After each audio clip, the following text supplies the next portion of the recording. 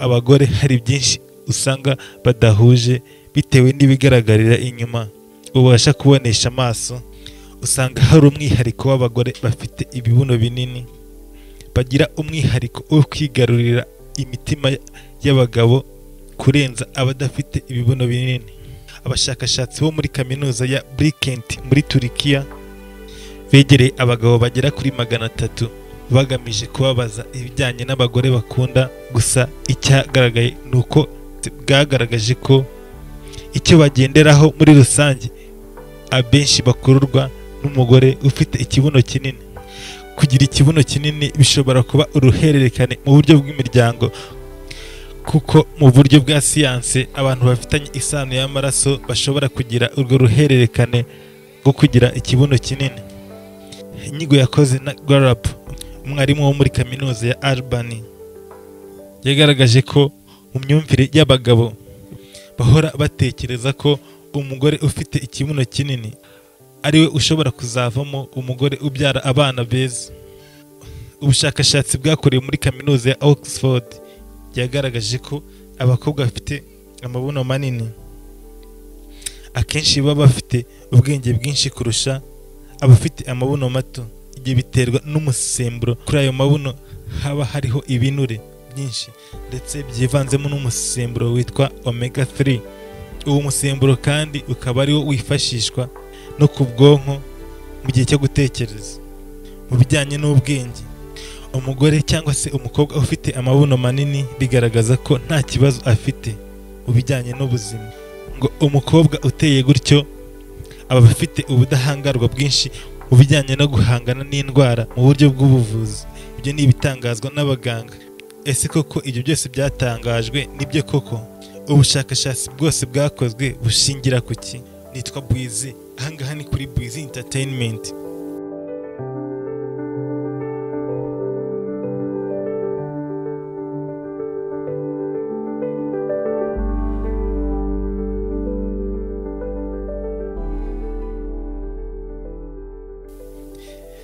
Mbere yuko dutangira, reka nkwibutse ubanze ukande kuri iyo buto yanditseho subscribe, ubundi dukomeze twagure uyu muryango mugari wa Bwizi Entertainment.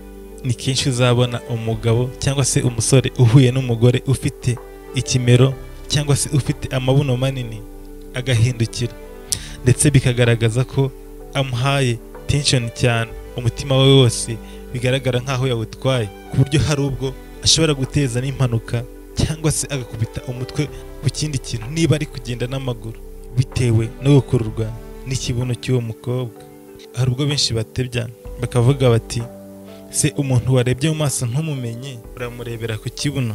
Nibyo koko abagabo bashobora kureba ndetse bagakururwa n'ibigaragara ku mukobwa bitewe n'isura ye, amabere, amaguru meza ndetse n'ibindi bitandukanye, ariko iyo bigeze ku kibuno ho bihinduka ibindi bindi. Amarangamutima y'igitsina gabo akunze kwitsa akenshi ku mugore ufite inyuma hanini. Umugore cyangwa se umukobwa ufite ikibuno kinini bimugaragaza nk'umuntu usa neza. Ibyo kandi wabibona nk'igihe umugabo agiye kumuhobera akamukora ku kibuno.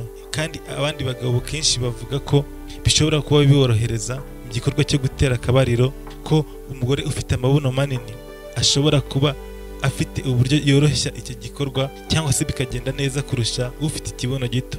Kugira ikibuno kinini nk'uko nabivuze hejuru bishobora kuba uruhererekane mu by'imiryango.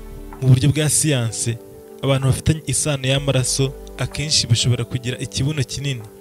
Hari abagore baba bumva ko kugira ikibuno kinini ari ibanga ryo gukundwa n'abagabo, ku buryo hari n'abajya kwibagisha kugira ngo babashe kuba bakurura amarangamutima y'abagabo batitaye ku ngaruka zizaza nyuma yo gukoresha izo surgery. Icyo baba bashaka ni ugukurura abagabo ndetse bakabona ko bitaweho bitewe n'ikibuno cyabo. Nubwo umubare mwinshi w'abagabo bakururwa n'ikibuno kinini ku bagore, gusa ntabwo ari byo by'ingenzi, kuko mu mibanire y'abantu ntabwo abahuza bose bakururwa no kuba bafite ikibuno kinini cyangwa se gitoya. Imibanire y'abantu y'ingo zitandukanye hari byinshi byo kugenderaho, hitamo uwo muzabana ugendeye ku myitwarire ye, ibitekerezo bye, imico n'ibindi byose mushobora kuba mwahuza, utagendeye ko ufite ikibuno kinini, kuko ibyo byose ni ibisanzwe. Abantu bagira imiterere y'imibiri itandukanye.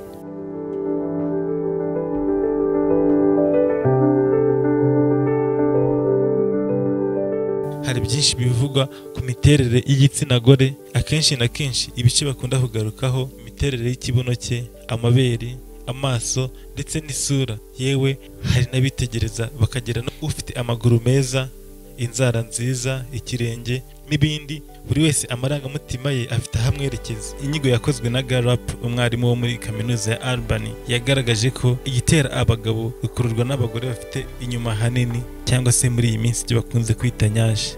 Bigaragara ko ibyo ngibyo biri muri kamere y'umugabo. Ibyo kandi bigaragaza ko muri kamere karemano y'umugabo, imyumvire ye ku mukobwa ufite ikibuno kinini, abatekereza ko uwo mukobwa ari we uzamubyarira abana beza kurenza udafite ikibuno kinini. Impamvu ya kabiri, biryoshya imibonano mpuzabitsina. Ku bagabo n'abasore benshi, iyo babonye umukobwa ufite imiterere idasanzwe y'amabuno manini kandi aremetse neza, bakurwa n'iyo miterere kuko nta kindi bashobora guhita batekereza uretse imibonano mpuzabitsina, ibyo umuntu yakita irari. Ku bijyanye n'imibonano mpuzabitsina, abagabo bumva ko ndetse kandi batekereza ko umugore uteye gutya aryoshya imibonano mpuzabitsina mu buriri. Impamvu ya gatatu, abagabo bumva ko amabuno manini ariyo afatika. Abagabo benshi babajijwe batangaje ko ikibuno kinini kiryoheye amaso kukireba ndetse bikaryoha no kugikorakora. Impamvu ya kane, amabuno manini aranepa. Mu gikorwa cy'imibonano mpuzabitsina, abagabo muri rusange bakunda gukorakora ku mabuno y'abagore kandi bakanezezwa n'umugore ubyibushye, cyane cyane ku kibuno, kuko bituma umugabo yumva ari kugwa hashashe kandi bikamutera ibyishimo cyane, bikamuzamurira ubushake mu buryo butangaje kuko haba hanepa neza kandi hashyushye. Impamvu ya gatanu, abafite ikibuno kinini bakunze kuba abanyabwenge.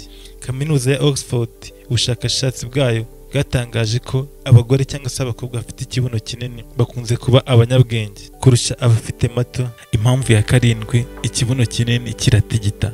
Abenshi mu bagabo bakunda kujya mu tubyiniro bo barabizi, umugore cyangwa se umukobwa ufite ikibuno kinini, iyo ari kubyina cyangwa se uri kumubyinisha, ikibuno cye kiratigita ndetse bigatera akanyamuneza amaso y'umugabo uwo ari we wese umureba. Impamvu ya munani, ikibuno kinini ni ikimenyetso kiranga abagore.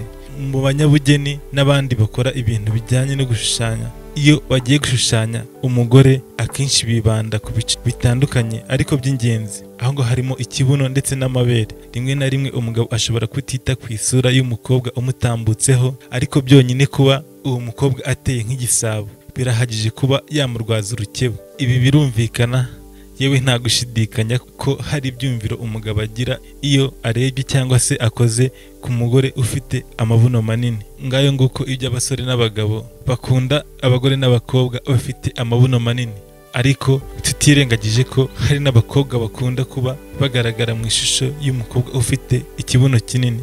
Ndagushimira cyane uwe twabanye muri iki kiganiro. Ahangaha ni kuri Bwizi Entertainment, umwabanye muri iki kiganiro ni Bwizi. Ukomeze kugira ibihe byiza aho uherereye hose.